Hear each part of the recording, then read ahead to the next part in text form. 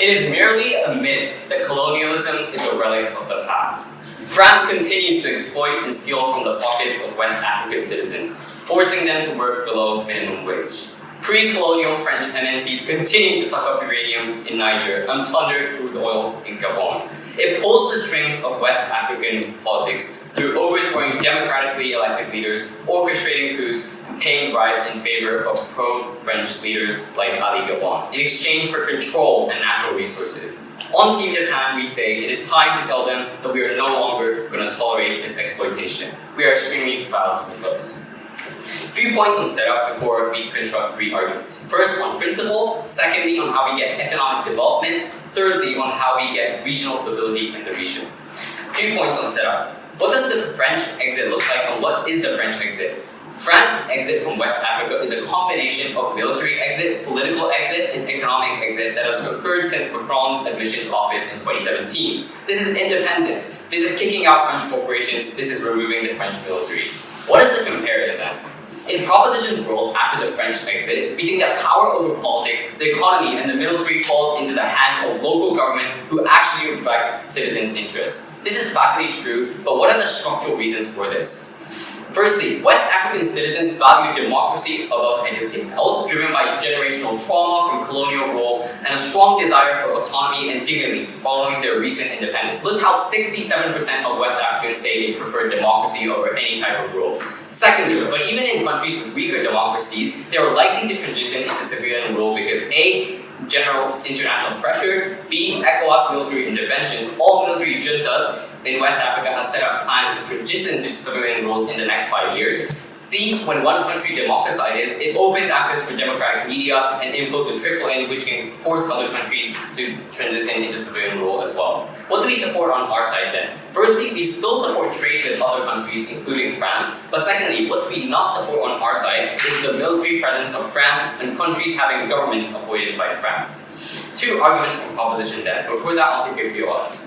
If it is so true that people know what they want, why is there an increasing number of military juntas who always claim that they have? Yeah, so the thing is that not only the military juntas reflect the people's opinions, people sometimes want military juntas instead, but the fact of the matter is that people want democracy over anything else in the first instance. First argument then, on why the continued presence of France in West Africa is principally unjust. The first thing is the status quo is an extension of colonialism.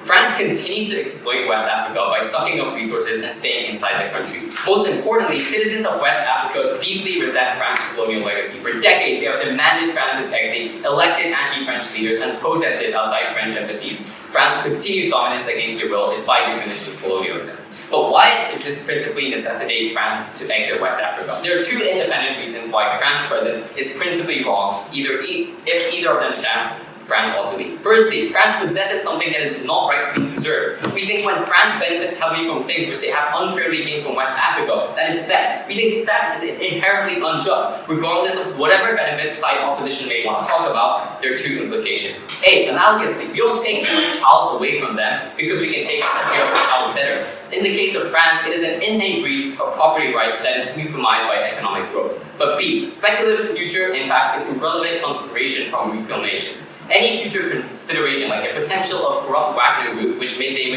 may want to talk about, is hypothetical and is not principally legitimate grounds to undo any past damage. For example, all companies would not be excused from compensating displaced villagers just because there's a potential that someone else that is evil might do the same. Given that France's mere presence in West Africa countries was unjustly acquired, it is only fair that they exit altogether. Note that this principal reason is not contingent on any practical outcomes. This, in and of itself, requires France to forfeit its rule because it is undeferred. The second reason is that France exiting is the best method to maximize the agency of individuals.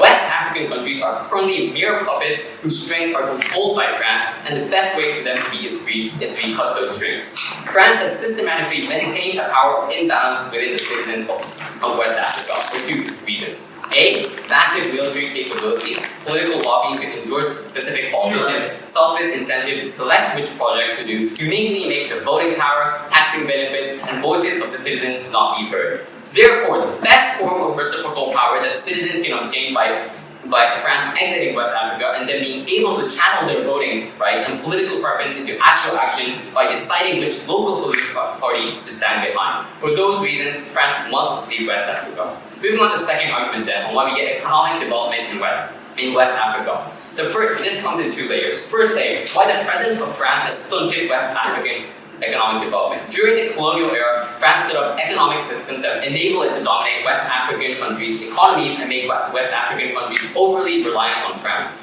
France has created a system that never allows for these countries to grow in any way whatsoever. After the French exit, we get economic development for two main reasons. One, the abolition of the CFA franc. There are three main problems of the CFA franc that still lingers to this day. A, France requires a massive portion, nearly 70% of Africa's nations' reserve to be stored in a French treasury, inaccessible to African nations. B, it installs instability because nations cannot control their own currency. They cannot control interest rates and control inflation and stuff like that. C, the currency is tied to the euro, which leads to extreme appreciation and therefore decreased exports and more expensive imports. This is like when Senegal couldn't export their rice anymore because the price of them increased so much that Thai rice outcompeted them. The abolishment of the CFA franc and the shift to a more local currency can change this, as they get more control over their own currency and have a currency that is more proximate to their area. Also, due to mounting anti-press sentiment in West African countries and multiple requests from West African regimes, France abolished the foreign reserve policy. This led to countries like Senegal being able to enact huge macroeconomic policies worth more than $2 billion during the COVID-19 crisis. The implication is that countries have more access and control of their own money, which wouldn't have happened without the exit of France. The second reason is that the exit of exploitative French companies. Numerous French MNCs take advantage of the systems that they established during the colonial era to extract disproportionate benefits from West African countries. For instance, the French-owned, state-owned company Orano made more than Niger's entire annual budget by selling off Niger's uranium. This means that French companies use a pre-established industrial dominance to block competitions like foreign direct investment. This also means that French companies create cheaper and better products, which stamp out local industries. This is terrible for West African countries, as it is uncertain when France will stop funding the region. In the comparative, there is decreased exploitation as there is increased competition. Under French rule, the French do not allow for any competition and block other countries from coming in using the first mover advantage. In the comparative, we think that West African countries can pick and choose from which country to cooperate with. This is because there likely to be competition between nations. Most Western nations and countries like China have incentive to come in due to, one, the abundance of resources, and secondly, the incentive to block each other's influence. In the past, France created a dictatorship where countries could only obey. Uniquely on our side, we give West African countries more choices to choose from. It is obviously whichever option that these West African countries take is the one that gives the best offer. Look how Ivory Coast has a GDP of 1/3 of that in 1978. Cameroon and Congo have never reached this high GDP since the 80s due to their problem on their side. To conclude, in the past, colonization used to come through tanks, but now it comes through banks. We are extremely proud to stand on the side that cares about people. So proud. That proposition's claim here is simple. France has a reparative obligation, and they think that the only way to fulfill that obligation is for them to leave West Africa entrenched in its current problems and just let go. We think that this is simply unfair. You being able to escape the ramifications of the problems that you have caused is not justice. It only benefits you. We think that instead, the only way to fulfill this reparative obligation is to stay there and fix the mess that you've made, because it is your mess to fix and it exclusively belongs to you. First, I'll be starting with some responses. In the context of responses, I want to cover two broad ideas. The first being that the comparative that side proposition is going to end up with is worse. The second being that the only way to fulfill France's obligation is for them to stay. Them exiting doesn't fulfill anything.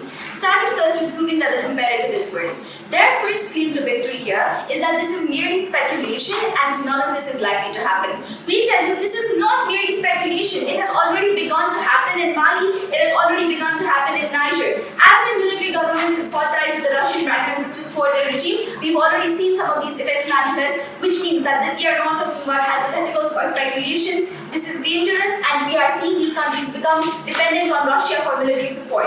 What happens in this scenario? We think that military governments become more repressive with the help of Russia and further human rights abuses, trample on democratic and governmental institutions, and we've seen this happen with Wagner Group's bragging of Sudan's transitional military council post-2019. Let's say that Russia is not the only option. Even when we look towards China, we think that China's presence is even worse, because their concerns are, one, that West African citizens are being subjected to low wages,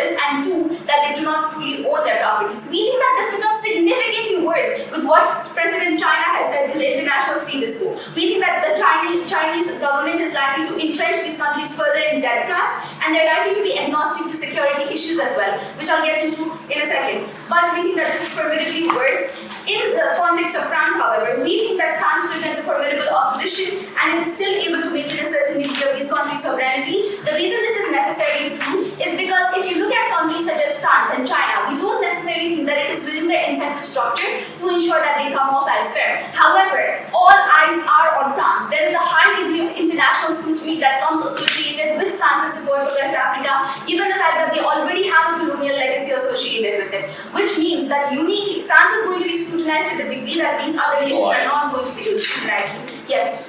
Then if you say that scrutiny exists, why have they continued to exploit West Africa for decades and still continue to stay in West Africa? Okay, so their entire claim only stands if they've been continuing to exploit them. I tell you no, because trends have been improving. I'll quantify how the trends have been improving over the past few years. But other than that, I also want you to know that if international scrutiny does not exist, there are other points like, oh, there's going to be international scrutiny and because of this countries are going to be forced to democratize doesn't necessarily work. They can't have it both ways. Either international scrutiny exists and countries are going to democratize or they're not. Okay, then moving on to why there's a trend in terms of France's relationship with West Africa improving, I want you to crucially note that we think that this comes in two major forms. The first is operational support and oversight that they've provided. If you look at how they basically ensure that the security issues that exist within the context of West Africa have been suppressed to a certain degree, we see that they've been really effective in ensuring that the terrorist regimes that exist within West Africa have been suppressed. If you listen to the International Crisis Group, they tell you that in Mali, France was able to bring the militant control of that area in control of the 70% within the first year, right? Which is also to say that we're also able to maintain a large degree of regional coordination. It will become more important why this regional coordination is important later, but we need to understand that France's diplomatic and financial contributions are the only mechanism through which we can form joint regional projects and policy harmonization. Then moving on to why this is the worst time for France to invest in West Africa, we think there's 4 key reasons. The first of which is that if you look to West Africa, just alone in 2023, over 11,000 civilians were killed, 500,000 refugees and over 6.2 million people were internally displaced by extremist groups in the Sahel region. This is an impending refugee crisis that is waiting to happen, which is only going to get worse with France's exit. We also think that this is a massive security crisis, and like I already tell you, China and Russia are going to be agnostic to these security threats because they literally don't care. France is much more invested in these countries and it is likely to care about these security threats, and they've done so with examples. Look at the Chifa and choice point. It has countries like Burkina Faso, it has Chad, it has Mali, it has Mauritania, it has Nigeria. Second reason, extremist unrest has caused significant damage to the vital infrastructure to these countries. Look at Chad. When France's stand shift to a more diplomatic and distant position, 700,000 people went hungry because food supply chains were broken. This is something that has literally happened in the status quo. It is figures, it is data, they cannot deny it. Which is to say that people's life gets significantly worse. Thirdly, we think that Mali, Nigeria, and Burkina Faso have also undergone bloody political coups and political unrest, and we think that military juntas are the most likely option to exist within the status quo for a few key reasons, right? The first is that their entire claim on how they want democracy, so they're going to get democracy, doesn't necessarily work just based on examples that we've seen. But also more importantly, we think that we've already seen this in the past as well. If you look at what the international precedent has been, you'll recognize that when countries where the West has left their military interventionist strategies in, for example, Afghanistan, the Taliban has taken over. When it has done something similar in Iraq, once again, militant groups like ISIS have taken over. So when they do it without rebuilding the institutions, we think that it is very likely that the terrorist institutions come over and take over the top, no matter what the want of the, or the political will of the individual citizens in this context are. Third, fourthly, we think that the institutional shock because of COVID-19 has also caused massive infrastructural damage to these institutions because of which we see things like massive unemployment rates. They've conceived with you that they're going to take away all of their embassies. I don't necessarily see what the economic infrastructure supporting these regions at that point in time is going to be. Then moving on to more of their economic rebuttals, right? They tell you that one of the major problems with CFA franc is that they don't have autonomy over their currency. While they concede to a certain degree that sovereignty in terms of them being able to concede their monetary exchange rates is important, we think that what is more important for them is to ensure that number one, they don't have a liquidity crisis, and we've seen that a liquidity crisis has happened in the last country has operated on the CFA franc, and number two, that there isn't hyperinflation, because we think that the hyperinflation happening is the most likely case when when CFA franc countries opt out of the CFA franc system, right? Now let's talk about what are the harms in the position, in the context of when a France would exist. But first I want to visualize what the French exit would look like. We think that France's exit from West Africa has been drastic and it will continue to be drastic. This is the exit that they have to support. Look at what happened after a coup over Nigeria's president in July 2023. France literally left within 2 months without ensuring that better equipped to deal with the aftermath of their own mess. Which is to say that when this drastic and staggered exit happens, it's going to create a security vacuum, and these countries are going to be forced to turn to worse defenders like Russia, like China, and we think that this is the worst possible thing that we have to prevent within the context of this. Now moving on to why we think what we think are the harms of this. We think that the harms of this are most probably going to look like a refugee crisis, like regional instability and like people dying. The reason this is so important is that if you look at West Africa, you will realize that their borders are very, very porous, which is to say that all issues are transnational issues. If an issue exists in Burkina Faso, it is also going to go to Mali, it is also going to go to Niger, which is to say that all of these transnational issues have the ability to affect a large degree of individuals very quickly and change the entire region to a degree that has never been seen before. We also think that when investors like China want to get access to these regions, we think that they're unlikely to care about the security threats. Why is this so crucially important? Because like I tell you, there's a large degree of individuals who are becoming number one, displaced, number two, they're losing their lives, number three, they're becoming injured because of the fact that security threats from military groups exist. We think that France exclusively has a responsibility to ensure that these militant groups are staggered, but other individuals like China do not have this incentive. Because if you look at what China has done in Pakistan, you'll come to realize that China only really cares about these security threats when it is a threat directly to their investments, not when it is a threat to the citizens. Which is to say that France has a better incentive, and we've proven that to you, both propositions. France stole from West Africa. France continues to benefit from what it steals from West Africa and the colonial structures that they instilled within West African countries during that colonial era. We think that it is not enough for them to just simply pay reparations.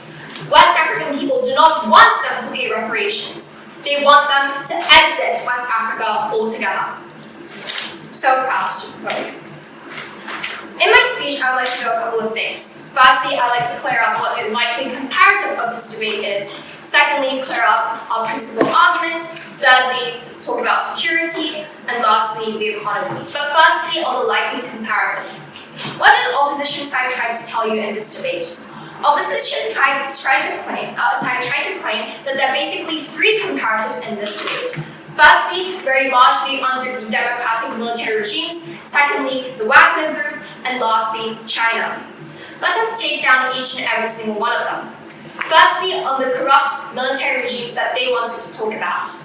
They provided, the only mechanism that they provided for these regimes being corrupt is the fact that, oh, there are examples. But sure, we think that there are other counterexamples in Senegal or Cote d'Ivoire, but lots of citizens support this. So let's just not play an example table tennis, right? Let's just actually mechanize the reasons why these military regimes are likely to be beneficial for the citizens. We provided to you a host of unresponded to mechanisms from our first speaker why these military regimes are likely to be democratic. It is because the citizens want democratic rule. It is because these military regimes in and of themselves, their sole goal was to take down the largely undemocratic, really harmful French regimes. And secondly, we already told you that these military regimes have to remain in power because there are lots of coups and terrorists in the region.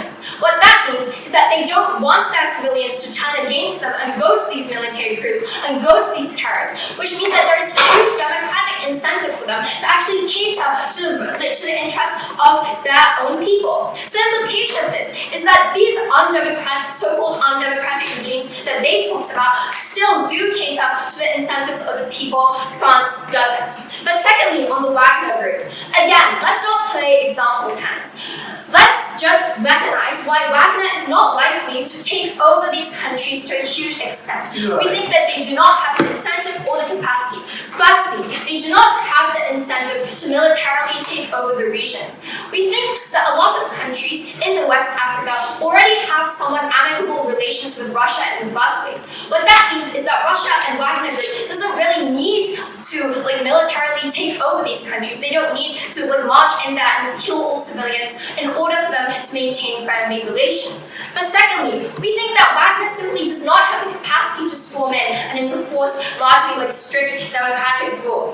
Because look at what Wagner is doing right now in other parts of the world. Wagner is literally fighting in Ukraine, it is fighting on fronts in Syria and the Middle East, we think that it's incredibly unlikely that Wagner would just march in with all these high technology like weapons and be able to suppress the people. We think that that's a simply unlikely characterization. No thank you.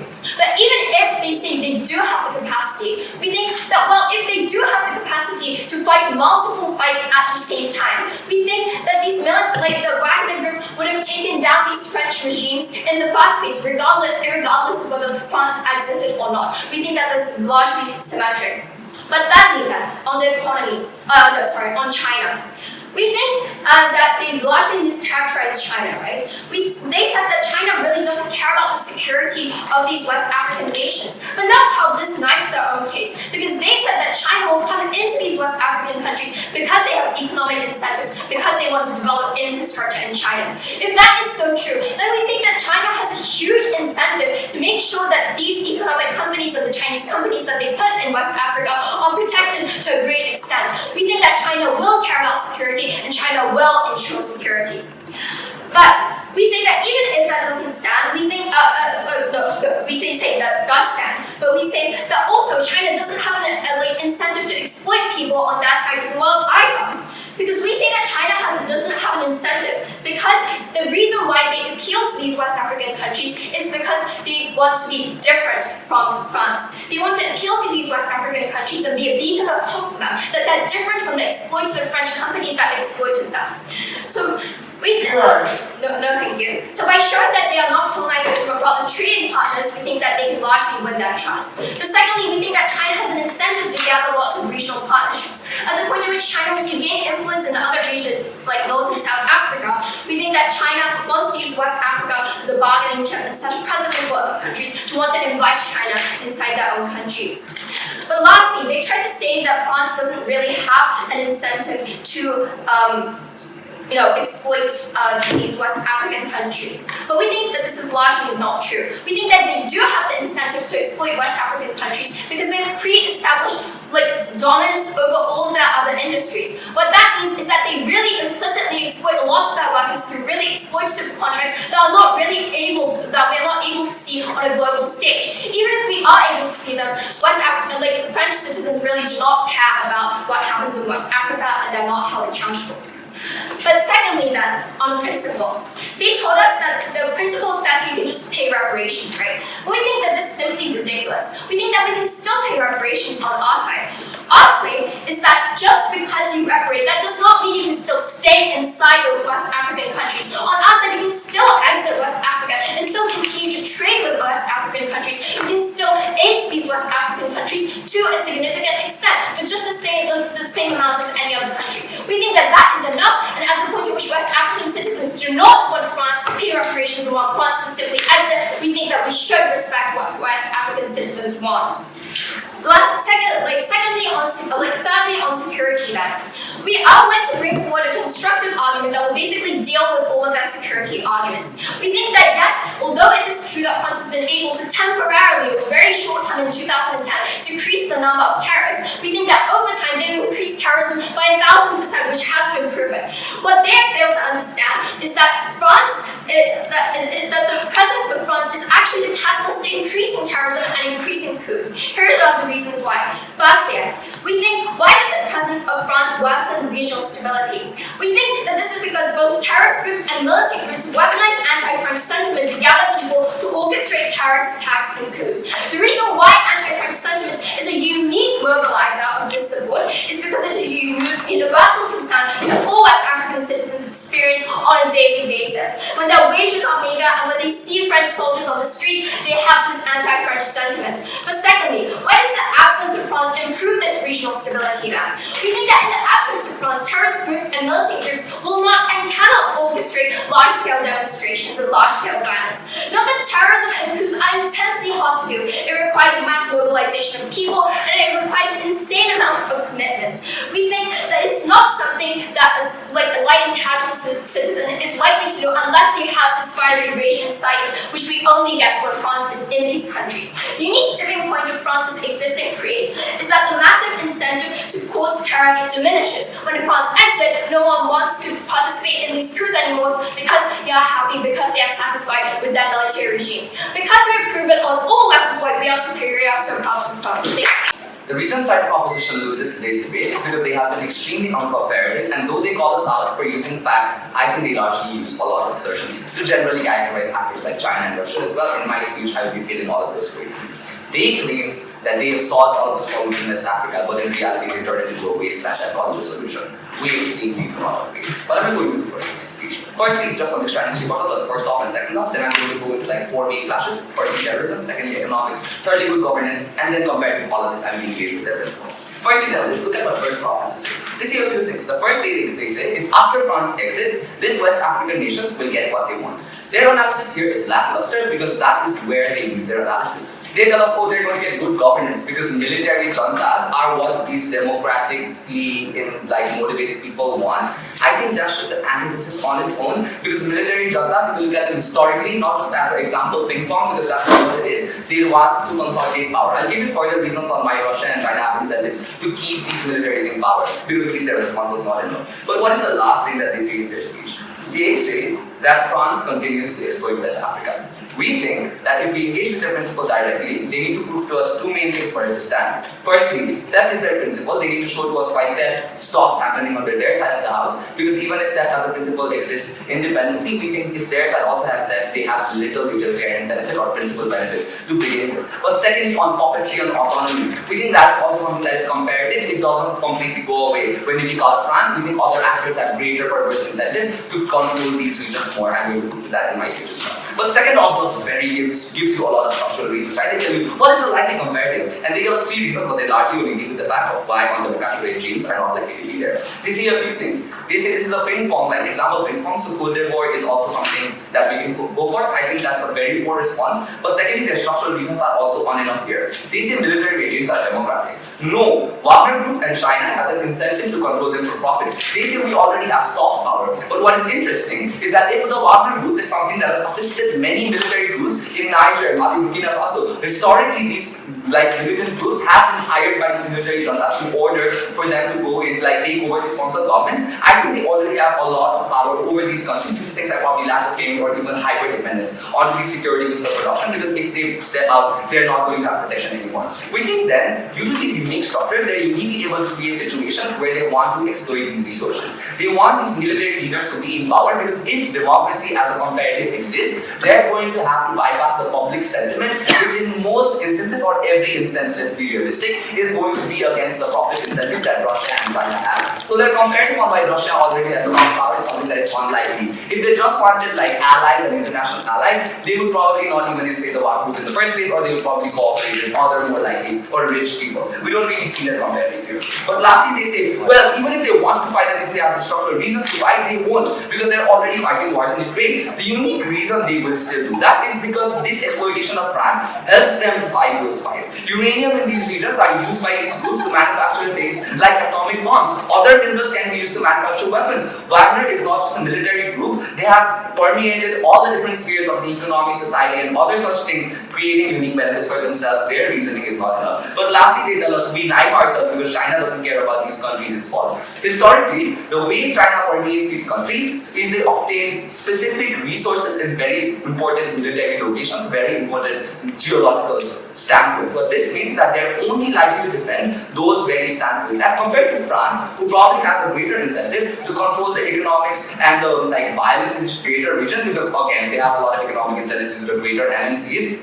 We think they're comparatively severely lackluster. And we have historical precedents for that, because China historically, in places like Pakistan, I showed to you, even if there's historic violence everywhere, they still only care about their specific infrastructure. They need to give us analysis on why that example doesn't work. They're just saying this example doesn't really give me enough to trade off out of practice. Therefore, we think that their contention up to this point has been something that is largely untrue. Let's go on to the clashes and let's compare their case. Terrorism. They say that increased 1,000% since France has come in. We don't necessarily see what the structural reasons are for that. We think that's simply an assertion. But what is key to note is that France has been one of the only actors who are invested in holistic defense against terrorism in the region. We agree that the UN will probably have an incentive on either side, but here's why French involvement really matters. Firstly, regional cooperation. France has historically worked in ways that promotes cooperation between these countries through mechanisms like the G5 summit. With French influence, we have an added incentive for entities like the EU and Germany that have also historically been involved in these regions through mechanisms of French alliances. Thirdly, Russia and China are unlikely to care as much. Why? Number one, China only defends their limited infrastructure that exists in strategic locations that we've already proven to use strategically, but we've also given examples for. Secondly, Wagner Group has a history of leaving countries in trouble. In Mozambique, for example, they simply gave up and exited when they couldn't deal with the military juntas anymore, who with simple guerrilla tactics were able to overpower them. So we really don't see what their comparative here is. But lastly, we need to look at the human impact of terrorism. Millions of people in these African regions have their homes plundered. They have their crops destroyed by jihadi terrorists who think that they do not follow the Muslim ideals. They destroy their islands that are culturally significant to them. They destroy societies. They at no point in their cases, through two speeches, deal with this. We think the lives of these people matter, therefore they lose simply on this. Let's weigh this then. In our worst case scenario, we agree that France probably has some control. On a comparative, on this simple clash, we think many more people are losing their lives, families, and the things that matter to them the most, crops and all the such things because of terrorism. We think even if you weigh these things, we already are on sort of like a winning streak, but I also have two other classes. Before that, I'll take a few lights. If large-scale violence happens in these West African countries, Chinese factories are harmed, Chinese companies are harmed, Chinese employees are harmed. Why do you think that China has no incentive to protect these countries? Josh, you need to understand that the comparative in like saving and protecting an entire region versus saving and protecting a single dam or a single company is something that is very, very stark. They need to show to us why China would care for all of these different regions instead of just caring for their specific infrastructure. We've shown you why they're likely to do that in most instances. Secondly, they're not economics. They simply ignored France's impact, right? Firstly, we tell you, there are a lot of MNCs that employ hundreds of thousands of people in these regions. With the French exit, it is likely that these MNCs are too going to exit. Even if they don't directly exit, which they already concede by the way, we think they're gradually, eventually going to exist. Additionally, NGOs that function in West Africa that are primarily funded by France are also likely to exit. Thirdly, on the CFA front, they say this means that they're not able to trade, but they don't give us a comparative. Things like the ECOWAS are very, very unlikely to work. Why? Because this leads to large foreign exchange depletions because they are bad. They really do not have precedent for their currency being strong, so foreign exchange is going to be a problem. But secondly, look at the military juntas in Niger, Mali, and Burkina Faso. They literally go away from ECOWAS. They create isolationary economic tactics within these military regimes in order for more populist purposes, which means that they already step out of it. But Russian and Chinese impacts. As of 2023, West Africa's four largest economies, Niger, Ghana, Ivory Coast, and Senegal, already owe big debts to China. Ivory Coast, for example, owes 10% of its external debts to China compared to the other bilateral loans, which is only 7%. This just goes to show you historically, right? Why countries like China is something that is very, very harmful. On good governance then, they just claim that military juntas are something that is likely going to go away and they are likely to be democratic. Firstly, we think military juntas by virtue are people that want to maintain power. Secondly, when actors like the Wagner Group actively have incentive in order for them to remain in power, we think they are unlikely to be democratic over the long run because again, being democratic would mean direct loss for these people. Lastly then, let's weigh all of this against their principle. The first part of their principle is step, which is to say that if France exits, they are peace, so nations exit. We prove to you why these other countries that come into these nations are further going to steal from you. We agree that this is probably a principle that stands to some degree, but if you weigh it off against the harms that people face on the ground, we think this has no impact. Second, autonomy. We prove to you that Russia and China, through mechanisms like their chats and the Wagner Group, have more perverse incentives to create more control over these regions, which means that they probably do not have as much autonomy on either side. By this point, I think it's pretty clear. They claim to solve all of those problems, but all they're doing is leaving these places with no help. Therefore, vote opposite. Panel, let it not be lost on you how dire a situation it is for the Western African citizens within that prison they have to call their country under a neo-colonial rule. Their response to the principal argument we heard from their DLO was feeble and unrespectable. The fact that they say, oh, France should be able to stay and fix these problems flies in the face of the fact that thousands and millions of Western African citizens have demanded France's exit and attempted to elect anti-French leaders and protested in front of French embassies. For decades, they traded their bodies and comfort for greater autonomy and dignity. And French presence in and of itself is an unjustifiable thing to do. I want to talk about four things. First, on the comparative and what happens with the absence of France. Secondly, on the political. Thirdly, on the economy. And lastly, on terrorism. it. Firstly, let's talk about the comparative on display. I want to clarify that we are perfectly fine with forming bilateral trade agreements, but we are against is the coercive power and military presence on our side of the house. The first thing they say is that military insurgencies are going to arise. If you actually look at their mechanism, the first thing they say is that, oh, this is already true. The second thing is like, oh, it happened in Iraq, so it must happen now. So their only mechanism is the third one on unemployment. But this is notably contingent on economies or the comparative standing. We tell you about how economy is actually going to worsen on their side of the house. I'll talk about that later. The second thing they say, which is a better mechanism in BPM, was to say, oh, this is historically true, but Russia and China can fund coups. I have like three responses here. One, they never proved the incentive of Russia and China of wanting to always fund this like military side to begin with. But second of all, and more importantly, they never proved why the capacity under China and Russia exists. Because we tell you from Hiroko's speech as to why Russia already is invested in places like Ukraine or Syria, which means that they have diminishing incentives and the capacity to actually invest in those to begin with. In China, if you want to talk about that, their argument might have worked 10 years ago, but if you actually look at the real world, the Chinese BRI is substantially decreasing as time passes because of the internal debt crisis within China and about the failed BRI investment into like Eastern Europe, for example, which has meant that they simply cannot just throw away examples of Russia and China. But third of all, I think that independently does not constitute a reason why military coups are going to gain power insofar as countries like let's say United States of America or a lot of other Western countries have an incentive to aid democratic governments, which means that it's not clear to me why this military regime is going to actually increase on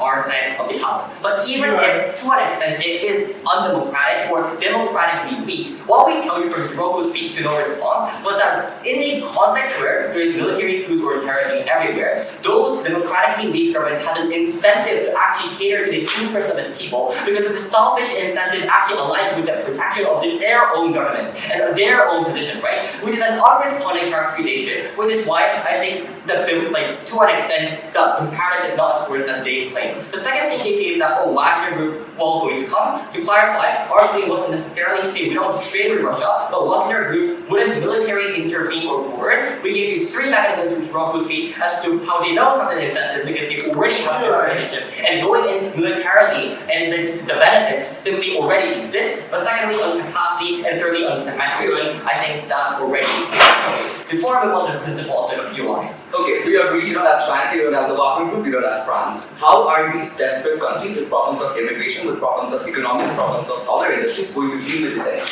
Alright, I'm going to talk about that within the practical class, but let's now talk about the most important class on principle. So, what we tell you from first was really simple, that this is left and French rule in the status quo is acquired unjustly, therefore we must give it back to the people. Their response is, if there's a bad government afterwards, then these French people can stay, right? Do you see how ahistorical and simply morally bankrupt this case actually is? It's like I come into your room and I take your shoe, and because it doesn't fit you, it's fine that I can take it, or that I have to actually buy back this better shoes for you. Insofar as we telling you that the individuals living in Western Africa has been demanding that France must leave from its nation, I think this is principally only legitimate if France just gives back its land to its people. We think this is independent of the practical outcome afterward, which is why I think principle of theft independently is going to win us the debate. Secondly, let's talk about the economy. I want to first flag in the beginning that economy is more important than regional stability and terrorism for three main factors. One, there is no moral distinction between people killed by terrorists and people who die due to hunger. Therefore, at best, it's neutral. But second of all, I think hunger simply affects more people. If you want to talk about economy, it's like 10 million individuals who are living under poverty. But third of all, I think there's less defense mechanism against people who, if you compare between people who have a bomb and just against poverty, right? I think it is much more difficult for you to defend against things like poverty, which is why I think our claim in the economy is significantly more important. Given that, their claim here is that this new currency is going to be unstable. I have two responses here. One, stability in and of itself is never a benefit, because our claim was that inherently the CFA franc is having a higher, let's say higher value, the rate is too high to begin with, which does not match the local's desire. Because, for example, the local individuals want to depreciate their currency in order to increase the attractivity of their export, but you cannot do that. You simply cannot control their interest rate, which is why stability in and of itself is not a benefit. But secondly, it's unclear to me why it is to begin with. Because just because France owns it does not mean that it is stable. Because France themselves even isn't using this currency, right? It's only the Western African citizens that are using the currency, which is why the margin of stability is not that enough in this debate. The second thing they say is that MNCs exist, but they never prove why this MNC likely trickles down to the local individuals. What we tell you from first to no response was that this exploitation exists. Then I want to answer to their comparative and their POI.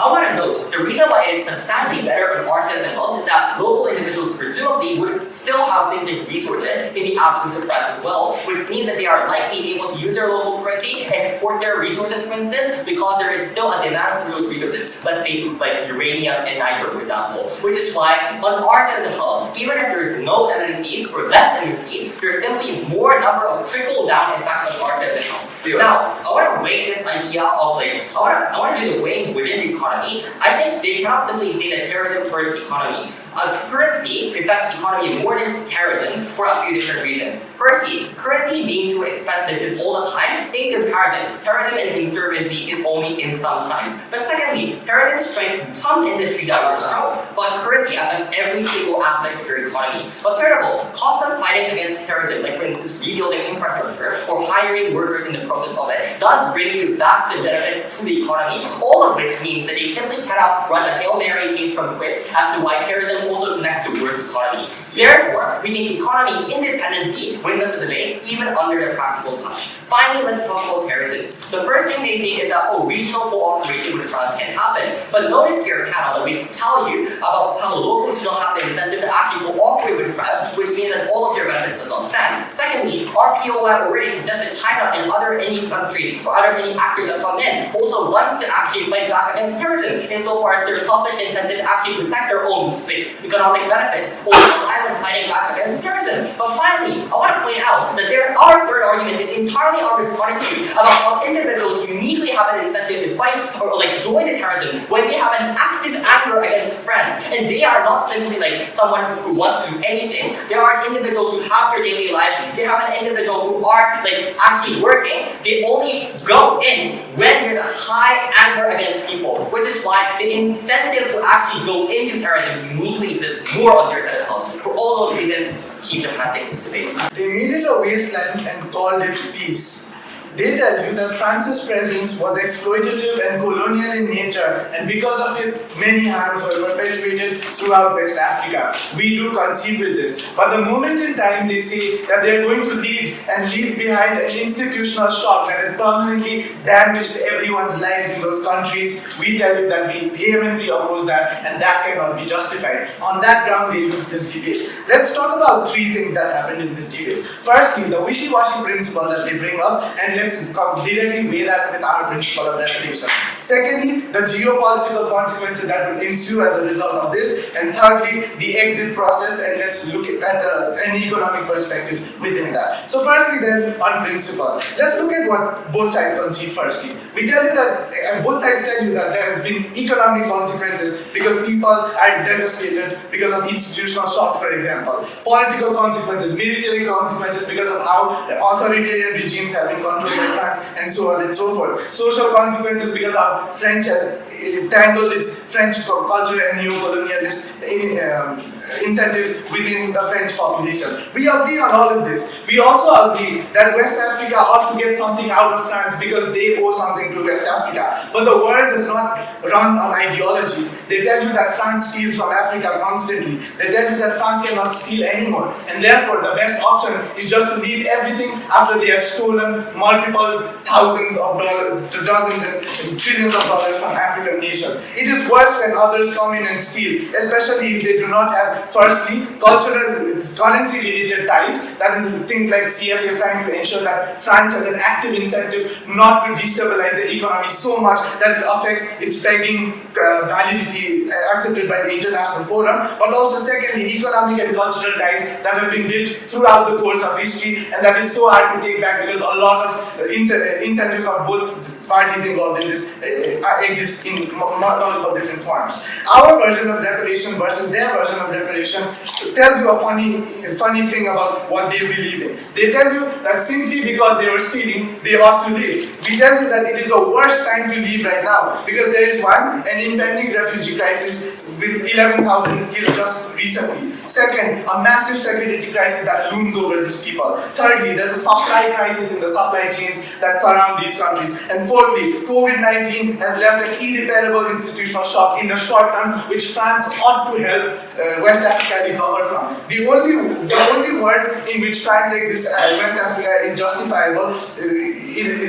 to support is the world in which two things happen. One, if Africa has recovered from the liquidity crisis and the institutional shock and the unemployment rates that has ensued as a result of a lot of no. Second, if the military is truly stabilized after, let's say, the G5 Sahel efforts come together and form true stability within the region. They tell you that simply because they steal, they have to leave. I don't see a reason why we should care about this in this debate, and therefore we just think that they have lost on principle. If they push that is the most important question in this debate, I don't see how it is. What happens even in our worst case is better. First, we tell you that you get economic stability, because France always wants to ensure that its pegged value to its currency, to the CFA franc, is always seen as legitimate by the international forum, so that they get more funding, they get more appraisal from the community, and so on and so forth. But secondly, there is an actively anti-junta sentiment within the French government. That is to say that firstly, it did not recognize Niger, for example, when the junta was able to capture the whole nation. But secondly, it has an actively democratic agenda that China and Russia, the worser off actors in this debate, don't have. For example, that means they always want to maintain a level of democracy and show to the world that they are democratic to an extent which they do not have with the junta forces.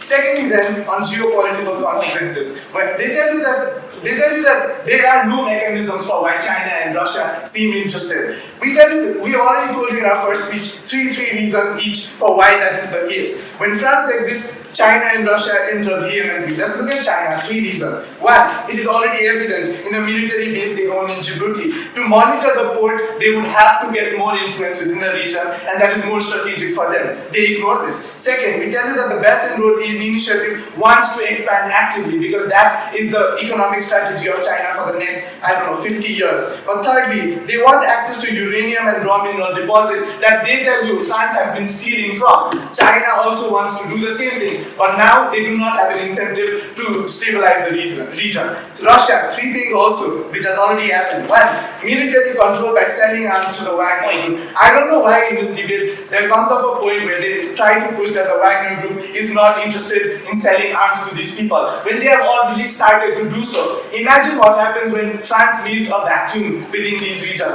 They come in and actively give them arms, because the moment in time the France stops supplying all of these, the only source they get is the coercive Russia. But secondly, so they want to get the soft power because it's a very strategic location. To the north you have Europe, to the east you have the Middle East. There's a lot of other reasons as well, like natural resources and the Gulf of Guinea becoming a very strategic location for global trade. We tell you then that when we compare the France influence on our side versus the Russo-China influence, we get far more benefits, and they get a lot of harms that they need to show why it does not happen. They cannot simply assert that it does not happen. We tell you 4 things under this. One, France has something to lose. The currency pegging, for example. China and Russia do not. China only wants to expand economically. Russia only wants to expand militarily. These do not coincide. They do not balance each other. Second, France is more accepted by the international community than undemocratic Russia and China. So there's likely going to be scrutiny over this. That means when at a time when Russia is so politically active, this Western scrutiny that is imposed upon China and Russia within these regions could ensue a lot of skirmishing in the region, which is devastating for the institutions and the people over there. But thirdly, the alternatives that they pose, that they have in the most likely case, are more coercive, because China just wants to propagate an economic debt that spirals in the countries. And secondly, Russia just wants to create a military deadlock, because that is the most profitable model in the instance where they are actively engaged politically in the geographical scale. Yes, sir, Peter. You say France ought to give back, right? But opposition defends the status quo. We told that France is actively exploiting. It was just simply an assertion for them to say that France will help in the future. We have told you why it's helping. The G5 Sahel is a literal example. I don't think I have to recognize facts that are already apparent in the world. And if you want mechanisms, I've already given you the CF in France, for example, where France is actively stabilizing the region, actively going through the democratic process of removing the juntas and not accepting them within the region. They tell you only one thing, that you will be posed with more choices, and more choices is good. This maximizes the autonomy. We tell you that this is wrong on two levels. One, they tell you, they concede with the fact that people have anti-French sentiments. So people are likely to think anything is better. This does not necessarily give them a bargaining chip. But secondly, it's wrong because actors like USA don't have vested interest in the region, because maybe they're too busy caring about the South China Sea. The UN maybe is more the UN's view is overshadowed by other wars in the region like Gaza and Ukraine. There's only a false sense of bargaining chip, and we think that in the case that proposition has not shown to us what are the active benefits of exiting the region, how West Africa is going to recover, and in the void of the principle that is a wishy-washy, why they are going to improve the region's stability. We tell you that we want this debate clearly. The vote is sealed for opposition. Thank you. If you evaluate the status quo with an objective lens, you will come to realize that there is one true beneficiary when France exits, and it is not West Africa, it is France. Which is why we vehemently oppose the fact that it is exiting from the very problems that it has created without positing a solution when it is its principal responsibility to ensure that that solution comes up. We think that France has been taking active steps in order to ensure that this solution becomes actualized in the status quo, and we've proven that through our free speeches. I'm going to start with this reply by telling you concretely what our path to victory within the context of this debate was. We told you that what was most important for West Africa was that the lives of people on the ground who are currently suffering, who are currently dying at the hands of jihadi extremists, these are the individuals, these are the vulnerable stakeholders whose lives need to be better.